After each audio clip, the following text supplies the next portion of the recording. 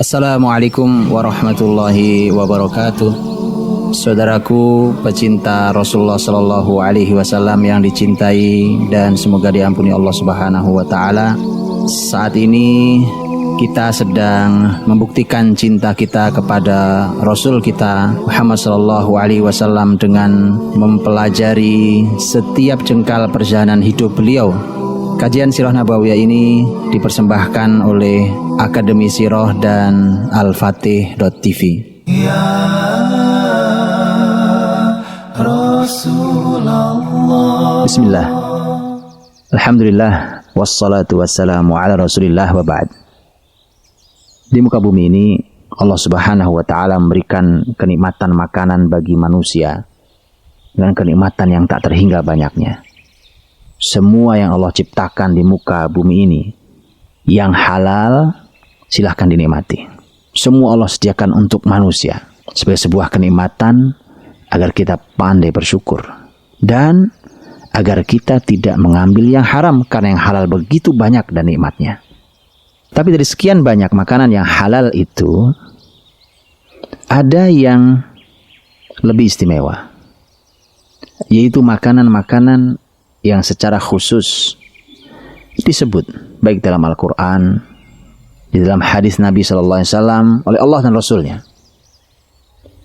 Karenanya di sana disebutkan barokahnya, keberkahannya.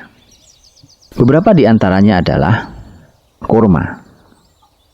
Kita semua tahu kurma, rasanya kita juga sudah pernah makan atau bahkan sering memakannya. Nabi Sallallahu Alaihi Wasallam secara khusus menyebut kurma. Dalam hadis yang diriwayatkan oleh Imam Bukhari dalam sahihnya dari Abdullah bin Umar radhiyallahu anhuma, beliau berkata, "Bainama nahnu 'inda Nabi sallallahu alaihi wasallam julus." Ketika kami sedang bersama Nabi sallallahu alaihi wasallam sedang duduk, idza utiya bi jummari nakhlah. Nabi diberi mayangnya korma, yaitu awal untuk buah-buah korma. Faqala Nabi sallallahu alaihi wasallam, begitu Nabi menerima mayang kurma itu, Nabi berkata, "Inna minasyajari lama barakatuhu ka barakatil muslim." Sesungguhnya di antara pohon itu ada yang barokahnya seperti barokahnya seorang muslim. Subhanallah. Ini memang metode Nabi. Di antara metode Nabi SAW, Nabi memberikan tebak-tebakan kepada para sahabatnya untuk belajar ilmu. Nabi bertanya di depan sahabatnya, "Ayo silakan, siapa yang tahu? Ada pohon yang barokahnya seperti barokahnya muslim." Dalam riwayat lain, pohon yang kebaikannya seperti muslim yang tidak pernah rontok daunnya. Di dalam riwayat yang lain. Maka para sahabat mulai menebak ini dan itu. Dan ternyata yang benar adalah korma. Di dalam kalimat Nabi SAW jelas disebut bahwa pohon ini barokah. Bahkan barokahnya seperti barokahnya kehidupan muslim. Karena muslim juga harus belajar bagaimana barokahnya korma, pohon korma, bukan hanya buahnya, pohon kormanya, termasuk buah diantaranya. Begitu barokahnya. Korma jelas disebut Nabi SAW sebagai pohon yang diberkahi. Zaitun. Zaitun juga kita tahu. Kita tahu buahnya, kita mungkin pernah menikmatinya. Minyak zaitun yang sangat terkenal itu. Pohon zaitun kita mulai melihatnya. Bahkan sudah mulai ada yang menanam di antara kita. Zaitun jelas disebut dalam Al-Quran Karim. Di dalam surat An-Nur ayat 35. Allah Subhanahu wa taala menyampaikan tentang syajarah mubarakah zaitunah. Pohon yang diberkahi yang namanya zaitun. Bahkan sampai Allah Subhanahu wa taala bersumpah dengan menggunakan zaitun. Wattini wazzaitun. Demi tin dan zaitun. Zaitun disebut Allah Subhanahu wa taala sama dengan korma, yaitu pohonnya yang diberkahi. Jadi bukan hanya buahnya, buah di antaranya. Zaitun adalah makanan yang diberkahi. Kalau dia dibuat menjadi minyak, dia bukan sembarang minyak, dia minyak yang diberkahi.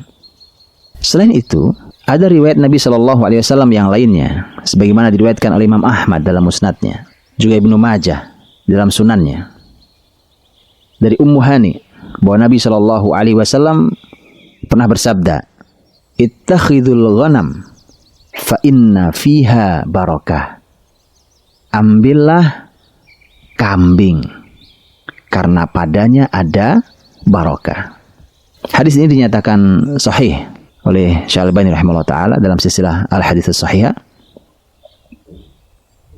Dalam riwayat yang lain, Nabi SAW berkata pada Ummu Hani, "Ya Ummu Hani, ittakhidhi ghanaman fa innaha taghdu wa taruhu bi khair." Wahai Ummu Hani, ambillah kambing, peliharalah kambing, karena dia berangkat pagi hari, pulang sore hari dengan membawa kebaikan. Subhanallah. Dan sekian banyak binatang yang bahkan halal dimakan, halal diminum susunya, ternyata kambing memiliki nilai barokah. Dalam kitab At-Tanwir Syarh Al-Jami' As-Saghir disebutkan bahwa yang barokah bukan hanya dagingnya. Wa barakatuha durruha wa nasluha wa sufuha wa likauniha min dawabil jannah. Yang barokah itu adalah susunya, kemudian beranak pinaknya, sufnya yaitu kulitnya yang bisa dijadikan pakaian buat kita.